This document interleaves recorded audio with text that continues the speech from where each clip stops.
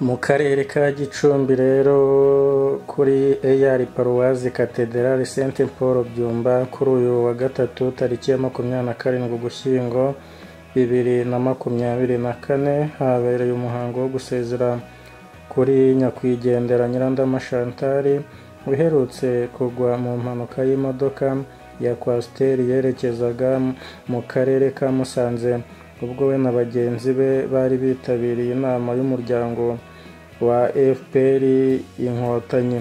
Iyi mpanuka rero yabaye ku cyumweru tariki ya 24 Ugushyingo 2024 ibera mu kagari ka Rwiri umurenge wa Cyungo mu karere ka Rulindo. Urupfu rero rwa Nyirandama Chantal rwiyemezamirimo w'umugore waherukaga kuzuza hoteli mu karere ka Gicumbi rwashenguye benshi mu bari bamuzi kuba umwe mu bagore batinyutse umurimo bakagera ku rwego rwo gukabya inzozi zabo. Uyu mugore n'umwe rero mu bantu 28 b'abanyamuryango ba FPR Inkotanyi bari mu modoka ya Coaster yakoze impanuka mu masaa 2 z'igitondo cyo ku cyumweru tariki ya 24 Ugushyingo 2024. Uwo yari igeze ubwo imodoka yageze mu mudugudu wa Sakara rero akagari ka Rwiri umurenge wa Cyungo mu karere ka Rulindo igata umuhanda hanyuma ikora impanuka ahita apfa, mu gihe abandi barimo abakomeretse bikabije n'abakomeretse byoroheje bakiri gukurikiranirwa hafi. Hoteli rero yitwa Nice Garden Hotel Nyirandama yaherukaga kuzuza mu karere ka Gicumbi ndetse ikaba yari yanatashywe ku mugaragaro muri Kanama 2024. Gusa abamuzi bavuga ko ayikoramo abamuzi bavuga ko ayikomora ku murava no kwiyemeza byamuranze cyane ko nta myaka myinshi yari ishize yinjiye mu ruhando rw'abikorera mu rwego rw'amahoteli aho yatangiriye kuri bike bishoboka. Mutangana Ale Fabrice ukuriye abikorera mu karere ka Gicumbi yari asanzwe aziranye na Nyirandama nk'umwe mu bagore b'intangarugero. Yavuze ko yari umubyeyi utinyuka kandi witaga cyane ku kuzamura abandi no kubatinyura, akaba atabikoraga ku munwa gusa ahubwo akabigaragarisha ibikorwa bifatika. Yari umubyeyi wahoranaga intumbero yo gutera imbere no kuzikumbuza abandi kugira ngo batere ikirenge mu cye. Rero Nyirandama Chantal nibuka mu minsi mike ishize ubwo twatahaga ku mugaragaro hoteli nshya yaherukaga kuzuza mu mujyi wa Gicumbi, aho yatubwiraga ubuzima yanyuzemo bw'ukuntu yatangiriye gukodesha inzu y'icyumba kimwe n'ibikoresho yabaga yatiye ahandi ariko afite intumbero yo kuziyubakira hoteli ye bwite.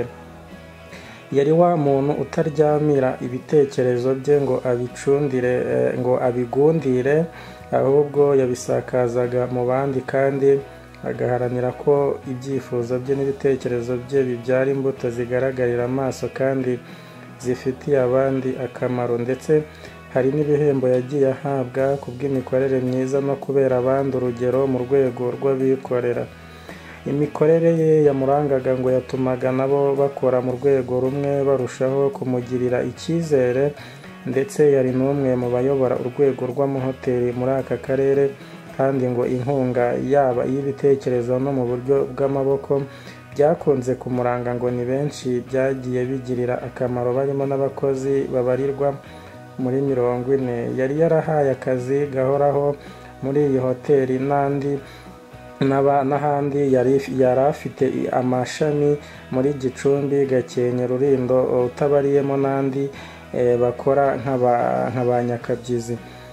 Ubwo rero iyi mpanuka yabaga abari muri iyo modoka bari bagiye mu nama yari guhuza abanyamuryango ba FPR Inkotanyi mu rwego rw'intara y'Amajyaruguru ikabera mu karere ka Musanze, ariko ikaba yaraje gusubikwa ubwo iyi nkuru y'incamugongo yamaraga kumenyekana.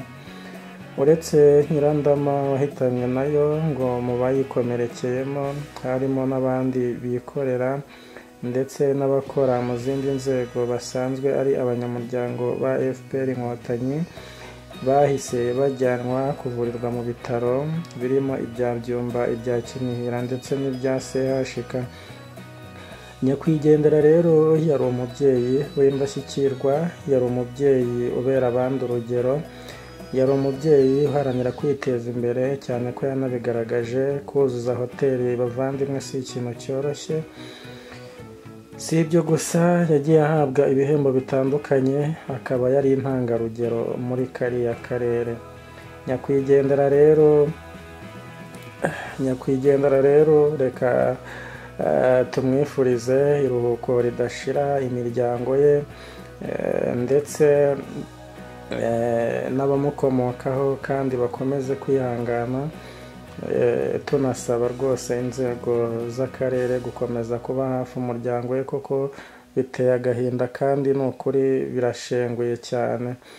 Nyirandama Chantal rero yari umubyeyi mu by'ukuri ugaragaza umurava w'indashyikirwa. Mw'abantu mwe, ubuzima ni bugufiya, ubuzima ni butoya, urupfu kandi ruratungurana. Biba byiza yuko iyi si turiho si iyacu, isaha n'isaha ushobora kwigendera nawe ukagenda. Ni byiza rero ko ibyiza wumva wagakoze wakabikoze ugihumeka, kuko iyo wamaze gushiramo umwuka biba byarangiye. Hari abantu rero mbabona hari iyindi revo bagezeho, ugasanga Imana yamugiriye ubuntu, yageze ku bintu birenze, ugasanga ariko arikomanga mu gatuza ahutaza abandi, akumva ko ari intagondwa cyangwa se ari umuntu uhambaye. Ariko burya biriya byose ni ubujiji, ni ukwikoza ubusa, iby'isi byose ni ubusa. Ni byiza mu buzima ko duharanira gukora kugira ngo twiteze imbere, tudahura n'ibibazo igihe tugihumeka. Ariko icyo ukwiye kumenya ni uko ubuzima ari bugufi kandi ejo ntuzi isaha n'umunsi ushobora guhita wacaho. Rero ntabwo tugomba kubangamirana ngo tubane nabi, ahubwo ufite icyo ashoboye yagafashije mugenzi we nawe akagira ikirenge muke, aho kugirana amashyari n'inzangano zidafite ishingiro, cyane ko hari igihe ibyo tuba turi kumaranira cyangwa duharanira tugira dutya tukabisiga tukabisigira abandi. Ibi rero byakatubereye isomo ry'ubuzima, ryakatubereye impamba y'ubuzima yuko tudakwiye kwihenura cyangwa ngo twiyemere ku bandi, ahubwo icyo dukwiye guharanira ni ukugerageza gusiga isi ari nziza kuruta uko twayisanze. Kuko iyo ugiye usize ibikorwa byiza, warakoze byiza bifitiye igihugu akamaro n'abantu muri rusange, naho ugiye Imana ikwakira neza. Ibi rero ndumva ari isomo kuri muntu uwo ari we wese, nubwo abantu bamwe na bamwe tujya tubyirengagiza. Nyakwigendera reka tumubwire tuti Imana imwakire mu bayo, Imana imuhe iruhuko ridashira.